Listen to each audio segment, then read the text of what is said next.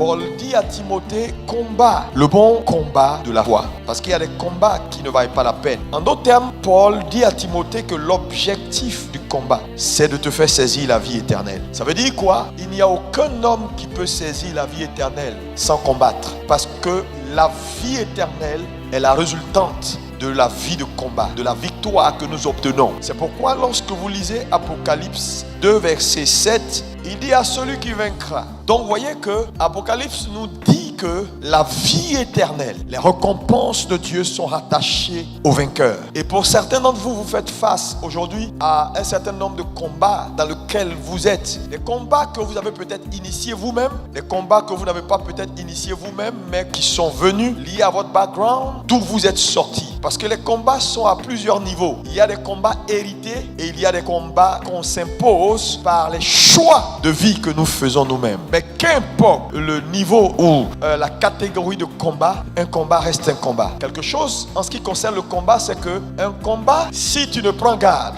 elle peut te mettre KO. Et dans un combat, l'issue, c'est la victoire ou la défaite. Quand on lit Luc 6, verset 48, Jésus donne cette parabole. Mais en fait, au-delà de cette parabole, Jésus nous révèle que la vie est faite de combat. Il parle de 2 maisons bâties.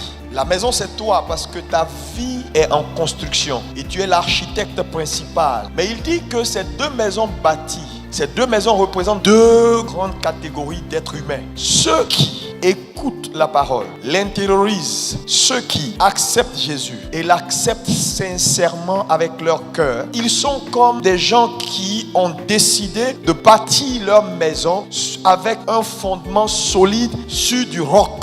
Maintenant, la deuxième catégorie, c'est ceux qui acceptent Jésus, mais qui ne l'acceptent pas avec sincérité, ou qui l'écoutent, mais qui ne l'écoutent pas avec leur cœur. Ils sont semblables à ceux qui font le choix de bâtir leur maison sur du sable. Il dit que la tempête ou le torrent viendra. C'est-à-dire, il ne nous dit pas que c'est possible. Il dit le torrent viendra. C'est presque naturel que la tempête arrive. Donc, quel que soit le choix que tu feras d'écouter Dieu, de ne pas écouter Dieu, de l'accepter sincèrement, de ne pas l'accepter sincèrement, la tempête va venir. Le problème, c'est que quand elle viendra, parce que la vie, elle est faite de tempêtes, elle va t'emporter. Pour toi qui as fait le choix de bâtir ta maison sur du sable, elle va t'emporter. Ça veut dire que même les bonnes personnes ne sont pas exemptées de combat. Même les bons chrétiens ne sont pas exemptés de combat. C'est ce que la Bible est en train de nous dire. La Bible est en train de nous dire, il n'y a personne, qu'importe le choix de vie que tu fais, qui ne soit ou qui ne sera exempté de combat. Qui va dire oui, parce que j'ai décidé d'être un vrai chrétien,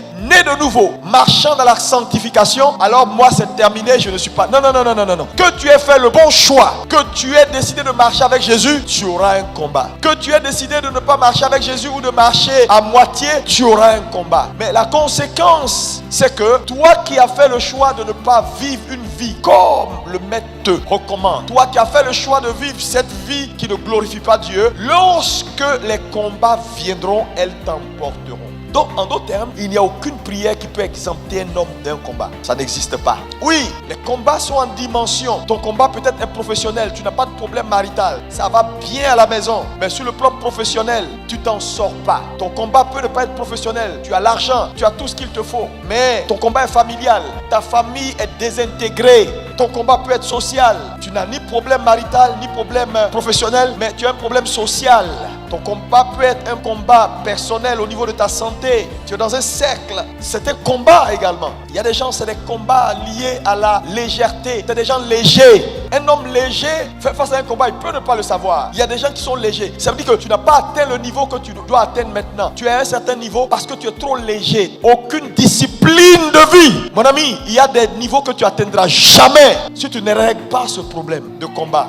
Les hommes qui réussissent, ce n'est pas les hommes qui font ce qu'ils ont à faire seulement, mais c'est surtout les hommes qui savent ce qu'ils n'ont pas à faire et qui ne le font pas. Tu te caches pour boire. Mon ami, tu es face à un combat sérieux. Tu ne peux pas t'empêcher de convoiter les femmes, de convoiter femmes. Tu ne peux pas voir femme claire et puis tes yeux vont se fermer. Ce n'est pas possible. Il faut que ça s'ouvre une seconde avant de se fermer. Il faut régler ton problème de combat. Dans tous les aspects de votre vie où le règne de Dieu n'est pas établi, votre combat, c'est votre engagement constant à faire en sorte que dans ce domaine-là, le règne s'établisse by fire, by force. Si tu capitules, tu as perdu le combat. Quand Dieu fait la création, il ne fait pas la création avec, bon, vous avez des combats en même temps. Non, non, non, non, non, non. Quand Adam est à Éden, Adam n'a aucun combat. Dieu lui donne juste des commandements pour lui dire, l'environnement est hostile. Il dit, sois fécond. Premier programme, Adam devait être fécond. La fécondité, c'est à tous les niveaux. Fécond dans l'esprit, fécond dans les œuvres des mains, fécond dans la santé, fécond dans tout. Multiplie. Adam devait prospérer, remplir la terre, faire le travail. Maintenant, il dit assujetti. Vers la fin,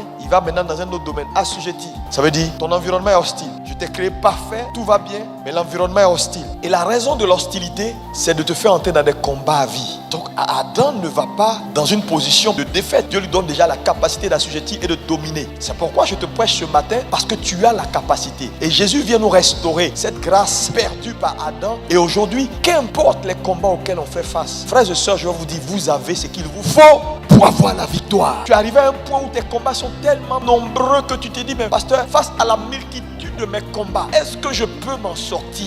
Oui, sois simplement un stratège. Et dans la vie, quand on est stratège, on peut gagner des combats sans combattre. C'est ça la stratégie. La stratégie, c'est ta capacité à mettre les choses en place, à les coordonner, la coordination des forces en présence pour pouvoir obtenir ce que tu cherches sans sueur.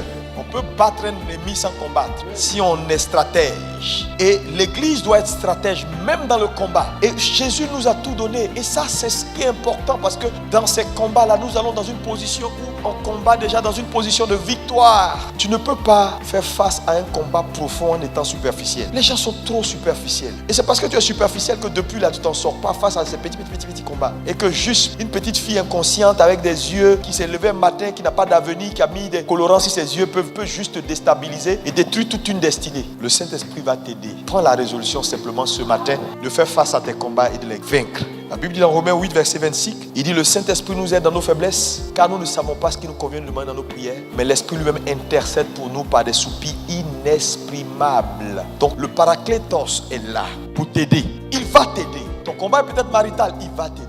Mais regardez, Jésus a toujours été clair. Marc 10, verset 51, oui. Regardez, il commence par appeler Jésus, fils de David, aie pitié de moi. Jésus lui pose une autre question. Que veux-tu que je fasse pour toi? Je sais que tu es aveugle, je sais que tu t'en sors pas, mais je veux savoir avec précision. Parce que aie pitié de moi là, c'est vague, c'est trop général. De faire quoi? De te payer une nouvelle tunique pour que tu puisses mieux mendier? Maintenant, il devient plus précis à la question de Jésus. Frère, on ne fait pas face au combat de la vie en étant général. Non, mon ami, on prend chaque chose. C'est pourquoi on ne prie pas en général, on prie en détail. Ton problème, c'est quoi? Ton vrai problème, quand tu t'assois, tu es un homme là, tu identifies tes combats. Et puis tu regardes celui qui est le plus faible, le plus facile à régler. Tu règles ça pour avoir un peu plus de force pour t'encourager. Parce que les plus difficiles arrivent. Donc il faut être stratège dans le combat. Trop de gens qui souffrent dans le silence, qui pleurent dans le silence. Je peux maintenant comprendre Jésus quand il dit, la tempête va venir. Elle viendra pour tout le monde. Il y aura des dégâts collatéraux pour certains. Pour ceux qui ont été les plus sages, la tempête va venir, ça va les bousculer, mais ils vont tenir ferme. Voilà le monde dans lequel on est. Ne sois pas ignorant.